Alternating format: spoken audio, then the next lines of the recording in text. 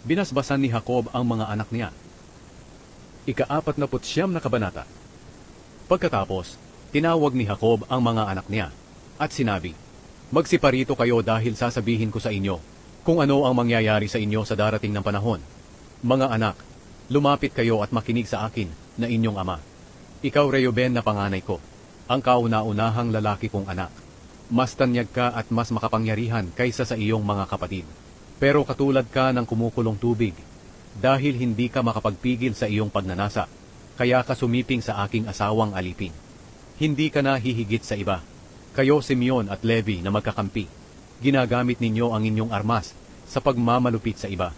Hindi ako sasama o dadalo sa pagtitipon ninyo, dahil pumapatay kayo ng mga tao kapag galit kayo, at pinipilayan ninyo ang mga toro kapag gusto ninyo.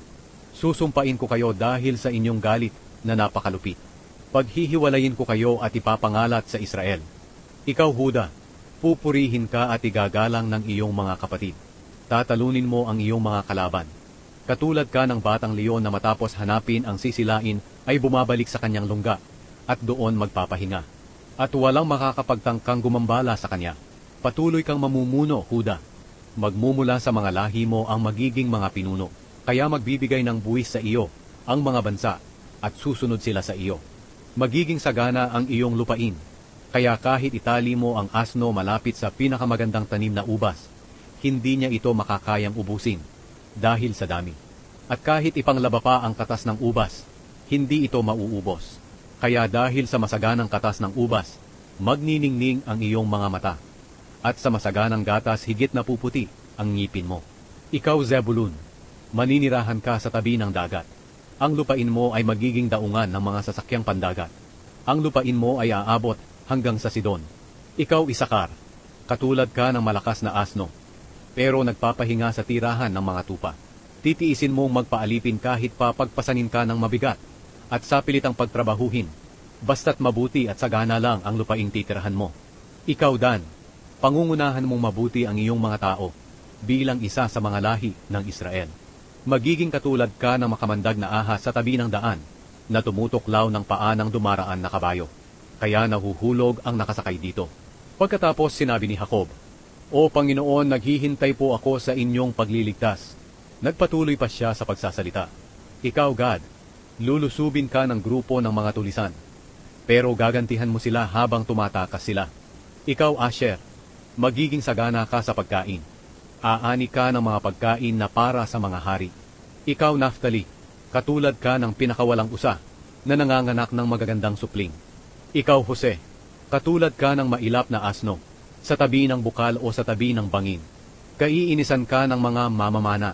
Sa galit nila ay papanain kanila, pero palagi mo rin silang papanain. At ang braso mo ay patuloy na lalakas, dahil sa tulong ng makapangyarihang Diyos ni Jacob, ang tagapagbantay at ang bato na kanlungan ng Israel. Siya ang makapangyarihang Diyos ng iyong mga ninuno na tumutulong at nagpapala sa iyo. Bibiyayaan kanya ng ulan at tubig sa mga bukal, at bibiyayaan kanya ng maraming anak at hayop. Ngayon marami akong pagpapala, labis pa sa kasaganaan noon ng mga sinaunang kaburulan.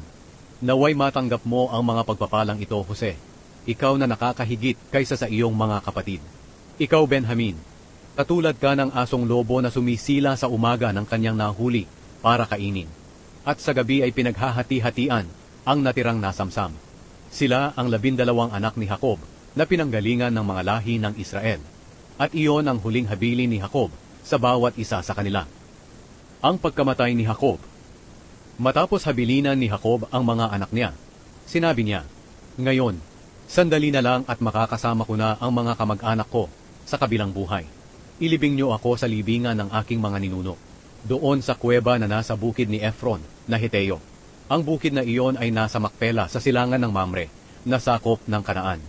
Binili ng lolo kong si Abraham ang bukid na iyon kay Ephron para gawing libingan. Doon siya inilibing pati ang lola kong si Sara at ang mga magulang kong sina Isaac at Rebeka, at doon ko rin inilibing si Leah. Ang bukid at kuweba ay binili sa mga Heteo." Pagkatapos magsalita ni Jacob sa kanyang mga anak, nahiga siya at nalagutan ng hininga, at isinama siya sa kanyang mga kamag-anak na sumakabilang buhay na.